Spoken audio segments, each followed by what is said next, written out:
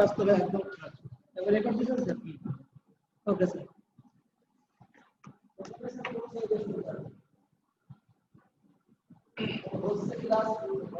শিক্ষার্থী আমি মধুপুর মাধ্যমিক বিদ্যালয়ের আইসিটি টিচার নেহার রঞ্জন এখন অষ্টম শ্রেণীর আইসিটি বিষয়ের কম্পিউটার নেটওয়ার্ক টপোলজির উপরে অনলাইন ক্লাস নিচ্ছি। তো আজকের বিষয় হচ্ছে টপোলজি। অষ্টম শ্রেণীর আইসিটি বইয়ের দ্বিতীয় অধ্যায়ের নবম পাঠ টপোলজি।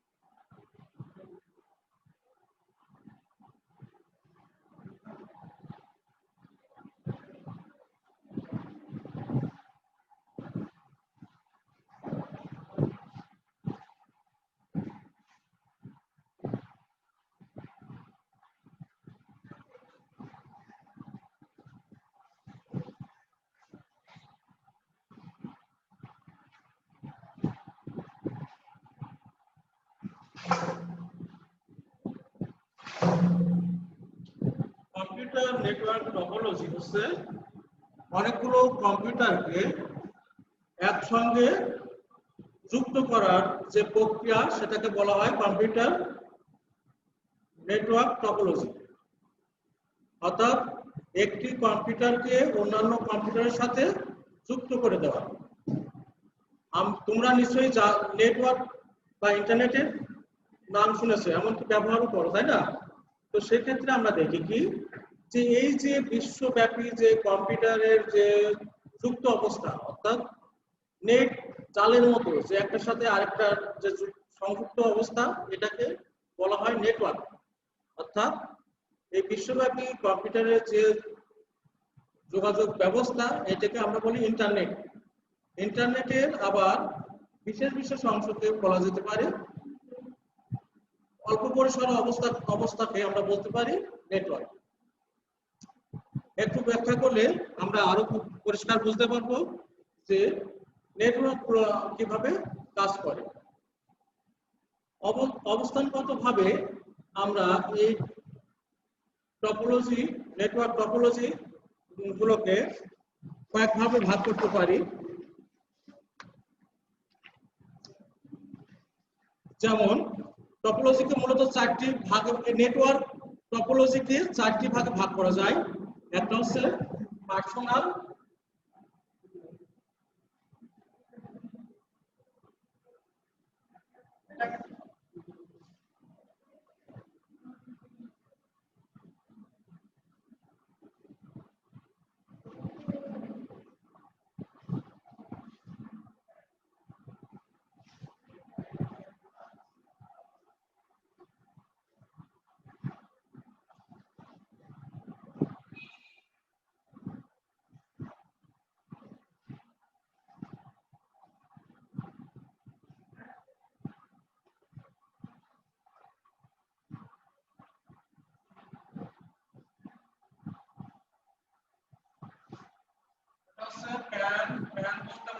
Personal area network. তার দ্বিতীয় নাম্বার আছে LAN, local area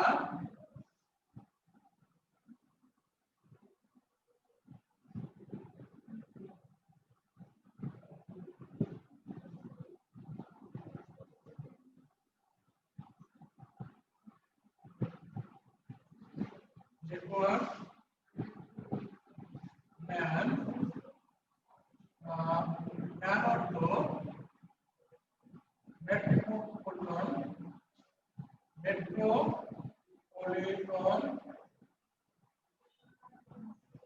area,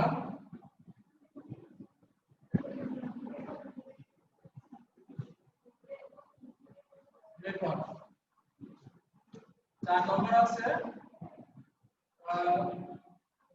wide arm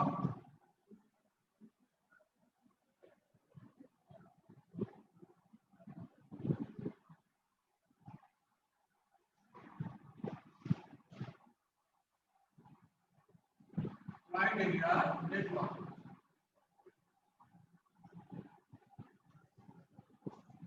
তো এই যে কম্পিউটার টপোলজি মূলত হচ্ছে অবস্থান ভেদে আমাদের এই অবস্থান ভেদে যে নেটওয়ার্ক ব্যবস্থা, এই ব্যবস্থাকে বোঝানো হয়েছে। পার্সোনাল এরিয়া নেটওয়ার্ক বলতে আমরা বুঝি যে ব্যক্তিগতভাবে দুটো ডিভাইসের মধ্যে যোগাযোগ ব্যবস্থা। এগুলো হতে পারে, আমরা এর উদাহরণস্বরূপ বলতে পারি ব্লুটুথ। আমরা একজনের মোবাইল ফোন থেকে আরেকজন কি করি, কোনো তথ্য শেয়ার করি না? অবশ্যই করি। আমরা আমাদের প্রিয় গান, মুভি, অনেক সময় আমরা কি করি, নাটক, তাই না? এগুলো ব্লুটুথের মাধ্যমে এক মোবাইল থেকে আর এক মোবাইলে শেয়ার করা হয় না? কি বলে, শেয়ারিং। আবার শেয়ারিংয়ের মাধ্যমেও করা হয়ে থাকে, তাই না? ব্লুটুথের মাধ্যমেও আমরা শেয়ার করে থাকি, সেন্ড করে পাঠিয়ে থাকি, আবার শেয়ারিংয়ের মাধ্যমেও এটা নেওয়া হয়ে থাকে।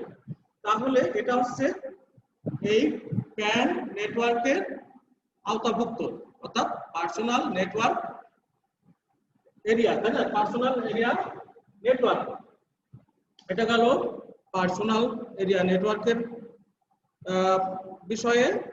এবার আমরা আসবো LAN, local area network. Local area network সাধারণত স্থাপন হয়ে থাকে, যেমন আমাদের এই বিদ্যালয়ের অনেকগুলো কম্পিউটার আছে। আমরা যদি এটাকে নেটওয়ার্কভুক্ত করতে চাই তাহলে আমাদের বিশেষ কিছু সুবিধা পাবো এর থেকে, তাই না? আমরা এই নেটওয়ার্ক সুবিধা, এটাকে বলা হবে লোকাল এরিয়া নেটওয়ার্ক। অর্থাৎ কোনো প্রতিষ্ঠানের ভিতরে, স্কুল, কলেজ, ইউনিভার্সিটি বা ব্যবসা প্রতিষ্ঠানের ভিতরে একাধিক কম্পিউটার যদি পারস্পরিক ভাবে যুক্ত থেকে তথ্য আদান প্রদান করতে পারে, সেই অবস্থানটাকে আমরা বলতে পারি লোকাল এরিয়া নেটওয়ার্ক। অর্থাৎ এটা হচ্ছে একটা অল্প পরিসরের ভিতরে স্থাপন করা হয়ে থাকে। এবার আমরা আসি যে 3 নাম্বার ম্যান, যার অর্থ হচ্ছে মেট্রোপলিটন এরিয়া নেটওয়ার্ক।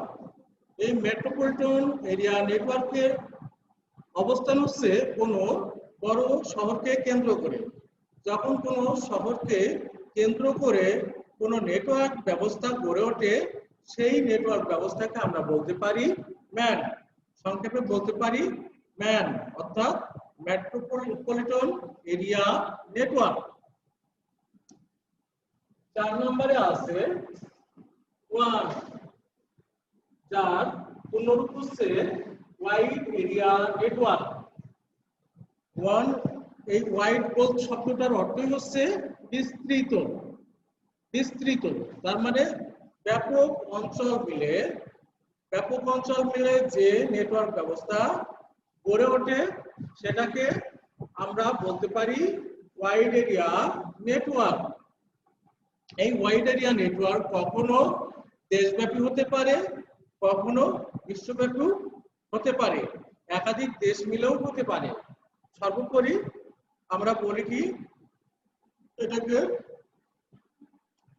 যে দেশ এবং একটি সমস্ত দেশ মিলে অথবা একাধিক দেশ মিলে অথবা বিশ্বব্যাপী যে নেটওয়ার্ক, সেটাকে আমরা বলতে পারি ওয়াইড এরিয়া নেটওয়ার্ক।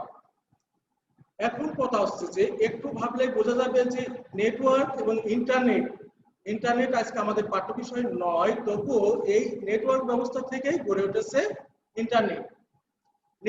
নেটওয়ার্ক সমূহের নেটওয়ার্ককে বলা হয় ইন্টারনেট। অর্থাৎ এই ছোট ছোট নেটওয়ার্ক যে যোগাযোগ ব্যবস্থা, এই ছোট ছোট যোগাযোগ ব্যবস্থাকে যখন বিস্তৃত রূপ দেওয়া হয়েছে, তখন এটাকে বলা হয় ইন্টারনেট। অর্থাৎ এই নেটওয়ার্কের সাথে ইন্টারনেটের একটা ভালো সংযোগ মানে সম্পর্ক আছে। নেটওয়ার্ক দিয়ে ইন্টারনেটের জন্ম, তাই না? যেমন পরমাণু দিয়ে অণু তৈরি হয়, অণু দিয়ে অন্য কিছু তৈরি হয়, তেমনি এই নেটওয়ার্কিং ব্যবস্থার উপর ভিত্তি করে গড়ে উঠেছে ইন্টারনেট।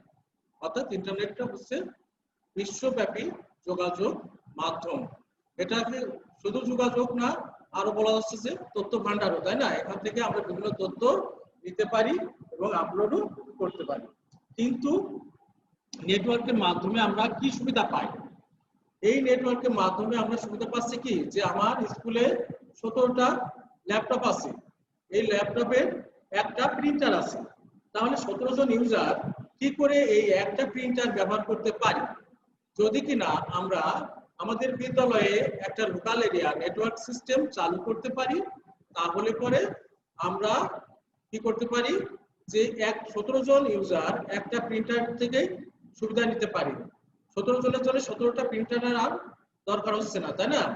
আবার প্রিন্টারটাকে খুলেও প্রত্যেকটা কম্পিউটারের সাথে লাগানোর প্রয়োজন পড়ে না। তাহলে একটা ডিভাইসের থেকে আমরা এই 17 জন ইউজার সুবিধা পেতে পারি। অথবা তোমরা যে বছরের প্রথমে যে বইগুলো পাচ্ছ, সরকার বিনামূল্যে যে বইগুলো, নতুন বইগুলো যোগান দিয়ে আসছে, তাই না? এটা কিভাবে সম্ভব হয়? এই কাজগুলো ভাগাভাগি করে দেওয়া হয়, তাই না? অনেকগুলো প্রকাশনীর কাছে এটাকে ভাগ করে দেওয়া হয়। তারা একটা পাঠ করলো, আরেকজনরা আর একটা পাঠ করলো, এতে করে হয় কি, যে কাজটা পরে যে নেটওয়ার্কিং ব্যবস্থার মাধ্যমে এটাকে সমন্বয় করে এক পূর্ণাঙ্গ বইয়ের রূপ দেওয়া সম্ভব হয়। তাই শুধু এটা না, রিসোর্সকে, এক কথায় রিসোর্সকে ভাগাভাগি করে কাজ করার সুবিধা দেয় নেটওয়ার্ক। যাই হোক, তাহলে আমরা আজকে আমাদের যে পাঠের বিষয় তা হচ্ছে টপোলজি। টপোলজিটাকে আরেকটু আমি সহজ করার চেষ্টা করছি। টপোলজিটা হচ্ছে একাধিক কম্পিউটারের সাথে, তাই না, একই সাথে একাধিক কম্পিউটার যুক্ত করা। একই সাথে একাধিক কম্পিউটারকে যুক্ত করা কিভাবে, যাতে করে আমরা তথ্য এক কম্পিউটার থেকে আরেক কম্পিউটারে তথ্য আদান প্রদান করতে পারি। এটাই হচ্ছে নেটওয়ার্কের মূলত প্রধান কাজ, তথ্য শেয়ার করা, অর্থাৎ ভাগাভাগি করে কাজ করা।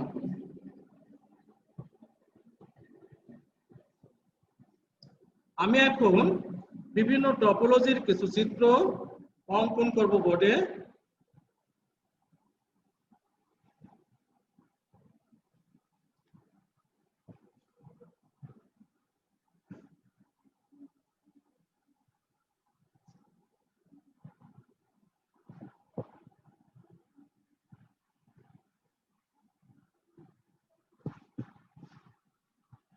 এই চারটা এই বিভিন্ন নেটওয়ার্ক ব্যবস্থাকেই কিছু টপোলজি, তাই না, অবস্থানগত ভাবে কিছু টপোলজির আকারে এই নেটওয়ার্ক গুলো গড়ে উঠতে পারে। তার মধ্যে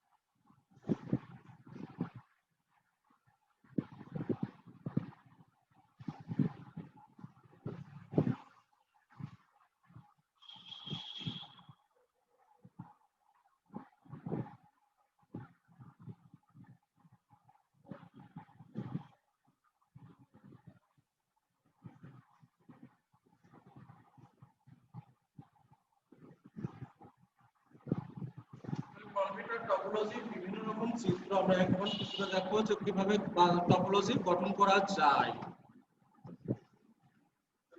এরপরে আমরা বাস টপোলজি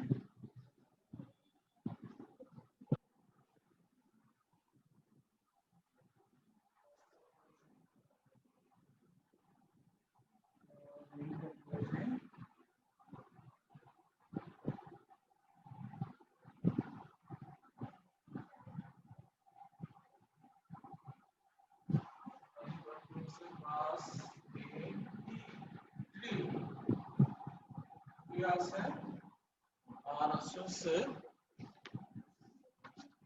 স্টার টপোলজি।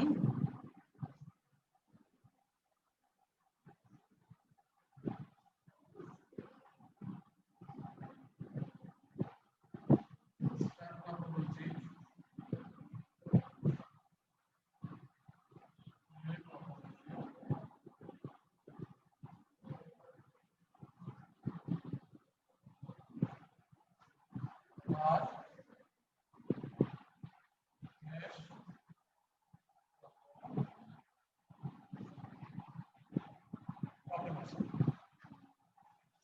এই চারটা যে আমরা নেটওয়ার্কিং অবস্থানগতভাবে যে চার প্রকারের আমরা এরিয়া ভিত্তিক যে চার প্রকার নেটওয়ার্কের নিয়ে একটা সময় আলোচনা করলাম।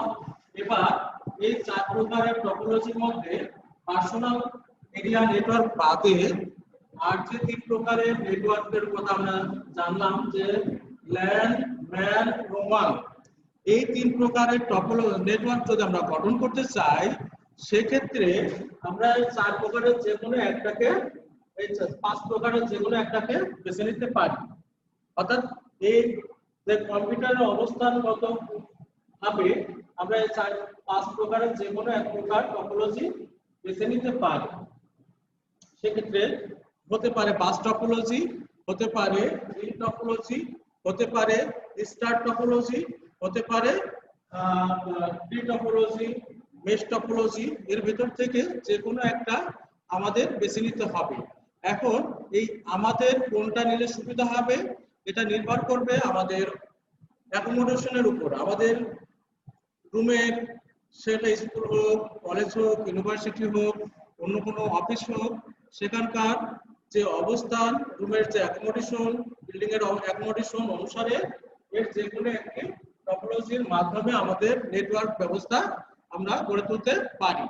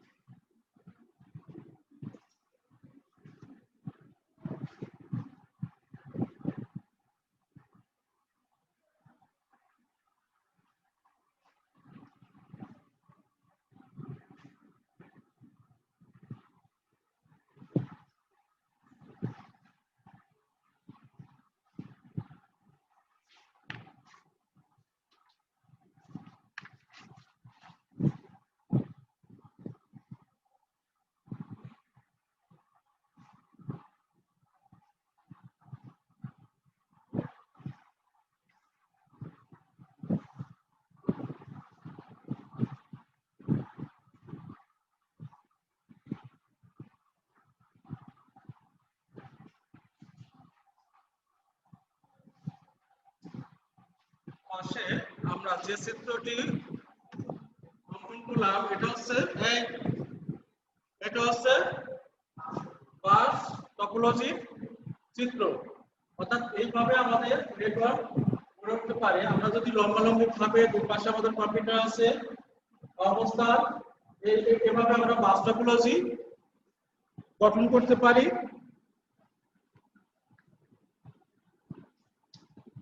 এই বাস টপোলজির এই যে মাঝে যে একটা অবস্থান, এটাকে আমরা বাস টপোলজির ব্যাকবোর্ড বা মেন যে কি বলা যায় লাইন, এটাকে মেন লাইন আমরা বলতে পারি। এই মেন লাইনের সাথে এই প্রত্যেকটা কম্পিউটার যুক্ত থাকে। এর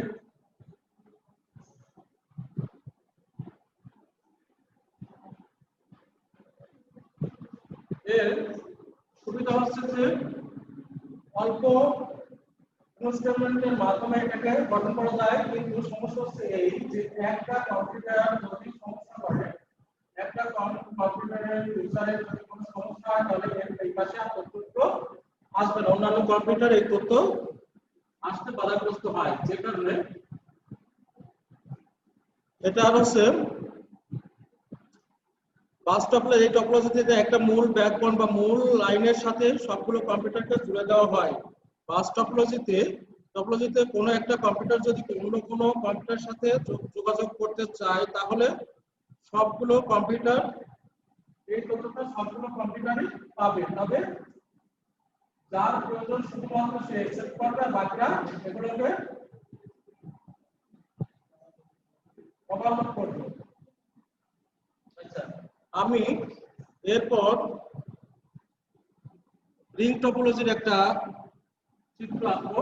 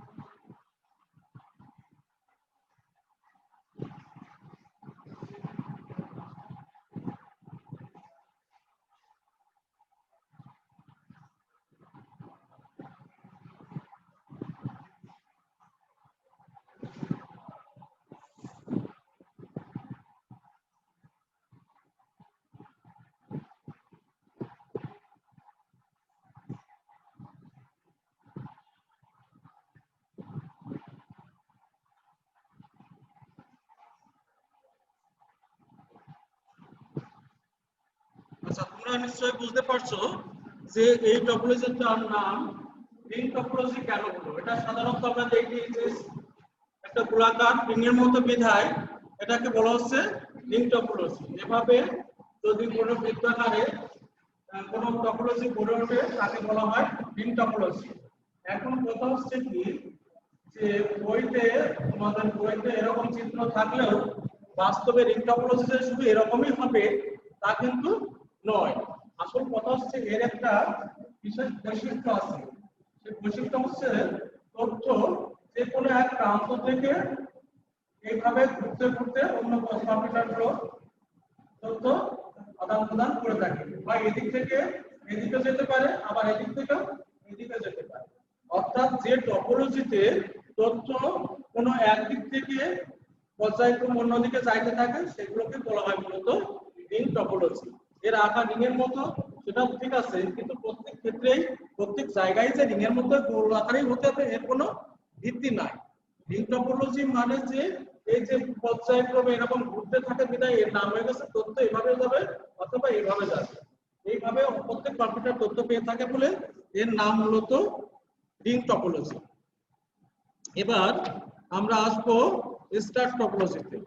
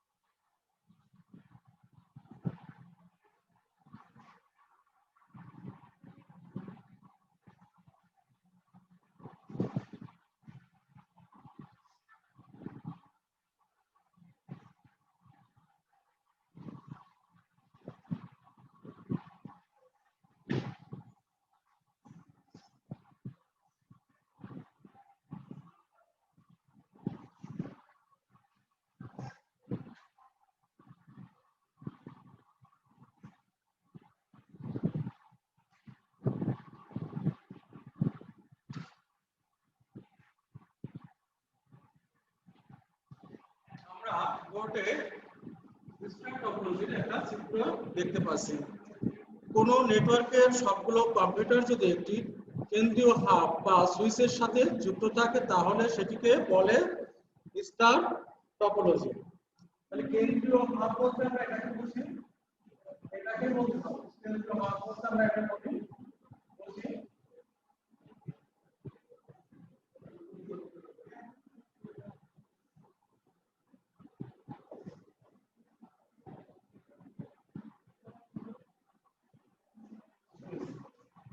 এখান থেকে এই কম্পিউটারগুলো নিয়ন্ত্রণ হয়ে থাকে।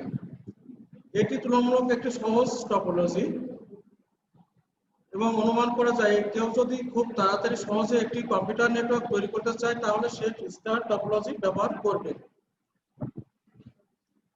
এই কম্পিউটার টপোলজিতে একটি কম্পিউটার নষ্ট হলেও বাকি কম্পিউটার সচল থাকে, অর্থাৎ এখান থেকে এই কম্পিউটারের যদি কোনো প্রবলেম হয় তাহলে এটা এখান থেকে এটা তথ্য জানা না যায়, এটা ঠিক থাকছে, তারপরে আমরা সিস্টেমের ক্ষেত্রে ঠিক থাকার কারণে অন্য ইউজারগুলো এই নেটওয়ার্কের সুবিধাগুলো পাইতে থাকে। তাহলে স্টার টপোলজি একদিকে যেমন সহজ, অন্যদিকে অন্যান্য যেমন বাস টপোলজি বা রিং টপোলজি একটা যদি কোনো সমস্যা ঘটে তাহলে পুরো নেটওয়ার্ক ব্যবস্থায় ব্যাহত হয়। কিন্তু স্টার টপোলজির সুবিধা হচ্ছে এই যে একটা বা দুটো কম্পিউটার যদি ফল্ট করে বা কোনো সমস্যা দেখা যায়, দুটো ইউজারের যদি কোনো সমস্যা দেখা যায়, পরবর্তী আর বাকি যে কম্পিউটারগুলো থাকে বা ইউজার থাকে তারা এই নেটওয়ার্কের আওতায় কাজ করতে পারে। যাই হোক, এখন আমরা আগামী ক্লাসে এই কম্পিউটার টপোলজির উপর আরো বিস্তারিত আলোচনা করব। আজকে এই পর্যন্ত আমরা এই ক্লাস শেষ করছি। সবাইকে ধন্যবাদ।